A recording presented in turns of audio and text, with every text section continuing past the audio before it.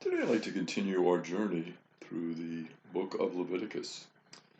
Chapter 16 in the book of Leviticus has a great description of the Day of Atonement, of the ritual that is involved, and the purpose of the Day of Atonement, which we refer to as Yom Kippur, a very sacred, holy day for our Jewish brothers and sisters.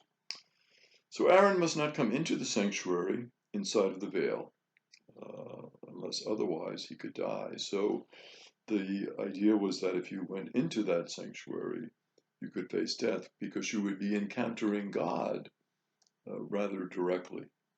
So the thought was certainly not to go into that veil, into that area that was marked off by the veil, the area that we call the Holy of Holies. So he has to bring a young bullock for a sin offering and a ram for a holocaust. And he has to wear the sacred vestments, the linen tunic, the drawers, the sash, the mitre. And he first must bathe his body in water, again, the idea of the purification. He is given 2 male goats for a sin offering and 1 ram for a holocaust from the Israelite community. And Aaron brings in the bullock for the sin offering, and this will atone for himself and his household. Aaron will then cast lots to see which of the 2 goats will be offered to the Lord, and which to Azazel. Azazel was a figure that is kind of much in dispute exactly what the reference was there. Some feel perhaps Satan, as found in the Mesopotamian literature, as the demon in the desert, or others refer to Azazel as the escaping goat, which we speak of today as the scapegoat.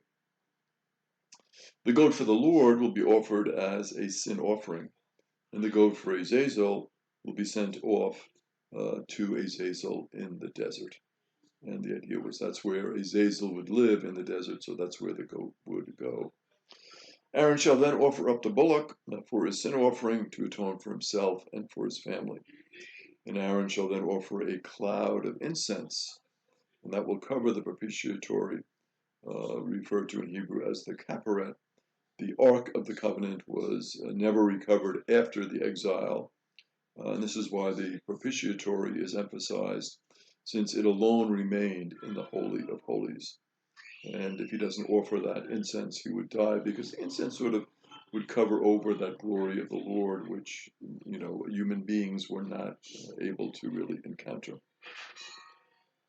Aaron shall then sprinkle some of the blood from the bullock on the propitiatory, and 7 times in front of the propitiatory. Aaron shall then slaughter the people's sin offering goat and sprinkle the blood inside the veil. He will make atonement for the sanctuary and do the same for the meeting tent. So the sanctuary sometimes being defiled, the meeting tent, you would have to offer purification for that as well. He then made atonement for himself, his family, and the whole community. And he will put some of the blood from the bullock and the goat on the horns of the altar, which we use to secure the animals for the sacrifice. Aaron will then pray over the live goat, and he will confess all the sins of the Israelites. And he will place them on the head of the goat and release the goat into the desert, led by an attendant. And the idea was that all of the sins now of the community would be transferred to the goat, and the goat would go off into the desert. Aaron will then go into the meeting tent, take off his linen vestments, and leave them in the sanctuary, and then go and bathe in the sacred place and put on his vestments, and come out and offer his own and the people's holocaust in atonement for himself and the people, and burn the fat of the sin offering on the altar. The man who led away the goat for Azazel in the desert shall wash his garment and bathe in water before he can again enter the camp. So the fact that he had this contact with the goat also made him unclean. Now the sin offering bullock and the goat shall be taken outside the camp along with the offal, and that shall be burned outside the camp. Again, it was for purification purposes. This is to be burned outside of the camp. Anything that is left over Fasting will take place on the 10th day of the 7th month, the month of Tishri, and no work is to be done on that. And the person also who burned all of the animals, the leftovers that were burned, that person shall wash his garments and bathe his body in water before again he enters the camp again for purification purposes. The atonement is made by the priest who has been anointed and ordained to the priesthood in succession of his father. So again, that familial relationship. He is the successor to the father. He is the one who is allowed to go into the Holy of Holies on that one time of year, into that most sacred part of the temple. And this Yom Kippur, this Day of Atonement, this Day of Reconciliation, it shall be a perpetual ordinance.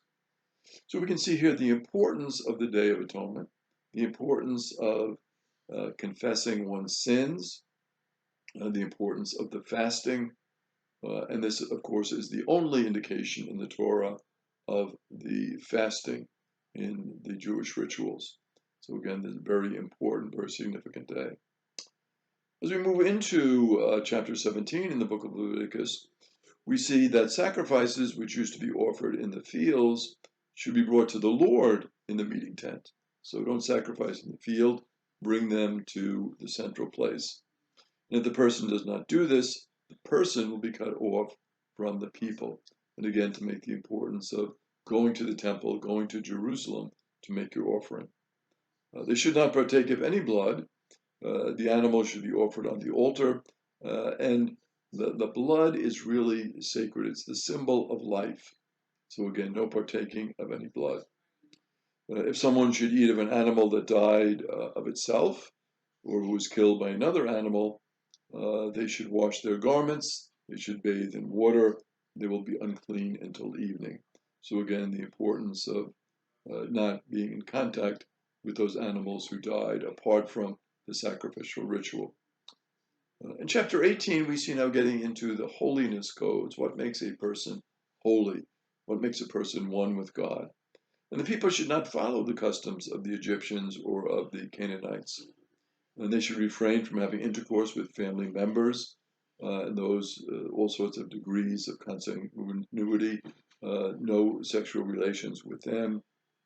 You should not have intercourse with a woman during menstruation. You should not offer any of your offerings to Moloch. Again, Moloch, a false god, and a god that was involved with child sacrifice, sacrificing the firstborn. And that should not be done. You should not lie with a man as with a woman. You should not have sex with an animal.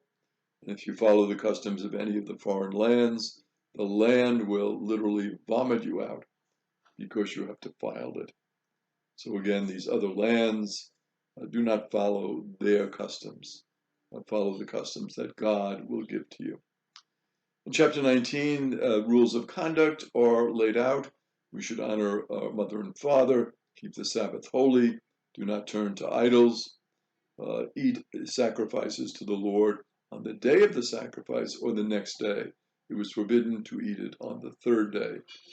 So it was very important to consume what was left of the sacrifices. When you reap the harvest, always leave some for the poor to be gleaned. Very important to take care of those that are poor. And we see this consistently throughout the Torah, the importance of reaching out to those who are poor. You should not steal. You should not lie. You shouldn't swear falsely. You shouldn't deceive, the Hebrew word kash, or speak falsely, shagar, or swear falsely, shabbat, by the Lord's name. So again, the importance of telling the truth. You should not rob, ganab, your neighbor. You should not withhold the wages of your day labor overnight. Again, the importance of giving a just wage and being faithful to that and not withholding the wage. You shouldn't curse the dead. You shouldn't put a stumbling block in front of a blind person. There's a strong history of restrictions on those with disabilities in the Hebrew scriptures. Disabilities were often considered to be the consequences of sins.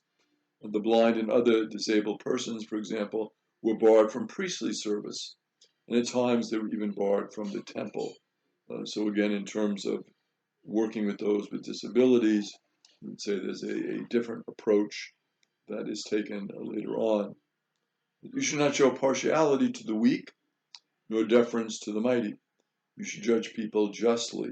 And it was interesting that this was more the case of an abuse of power and not wealth being the issue. You should not spread slander.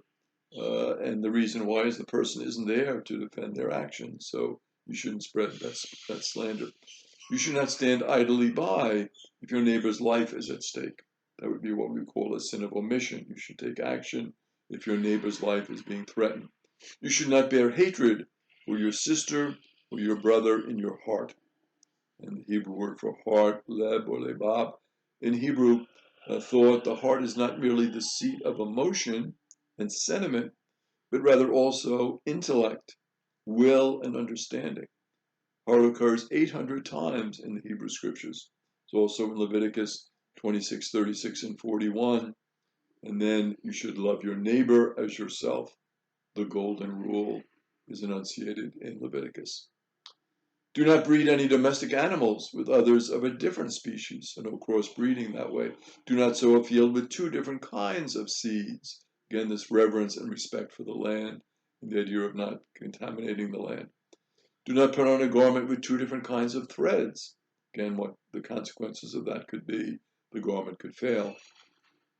If a man has relations with a female slave who has been living with another man who has not been given her freedom or redeemed, they shall be punished, but not put to death. He shall be a ram as his guilt offering for doing that. And the problem that arises with that, of course, is the abuse of the powerless. This woman was powerless, and she can easily be abused. Fruit cannot be eaten until the 5th year after it has been sacred to the Lord in the 4th year, and they look upon the fruit in the first 3 years as uncircumcised. So again, they wait for the fruit to mature. After it matures, it is first offered to the Lord as the first fruits, and then in the 5th year it can be eaten. Don't eat meat with any blood in it. Do not practice divination or soothsaying. That was forbidden. Do not clip your hair at the temples, nor trim edges of your beard. Do not lacerate your bodies for the dead. Lacerating was done by the pagans, and it was thought they would get the attentions of the gods by doing that. Do not tattoo yourselves. Incise markings, piercings, and branding were used to mark slaves, and again it was thought to protect one from the gods so they would not recognize you. Do not make your daughter a prostitute. Do not go to mediums, consult fortune tellers, show respect for the aged, and again, this concern for the disabled and the aged. Do not molest the aliens who reside among you. You shall treat the alien who resides among you no differently than the natives born among you. And we see here the biblical triad, aliens, widows, and orphans, all to be respected and cared for, that sense of caring for others. Do not act dishonestly. The Hebrew word dwell dishonestly with measurements and weights. The ephah was 6 gallons, the hin 1 gallon. So we're talking here about bulk sales. So again, that sense of honesty in our business dealings, very important. Chapter 20 then gives the penalties. Well, what if you do these things? What are the penalties? And basically, death or separation from the people would be the 2 penalties. And the reason is the good of the community comes first. And the idea here is that the people should not be influenced by other cultures. They should follow God and what God has to say. And this gives us the idea of the relationship between God and the people. The people are sacred to God because holiness is the end. And of course, who is the very first one in our Bible who is called into this holiness, this special relationship with God? It is, of course, Father Abraham. And as we know, Father Abraham has many friends has Father Abraham. I am one of them, and so are you. So let's all praise the Lord.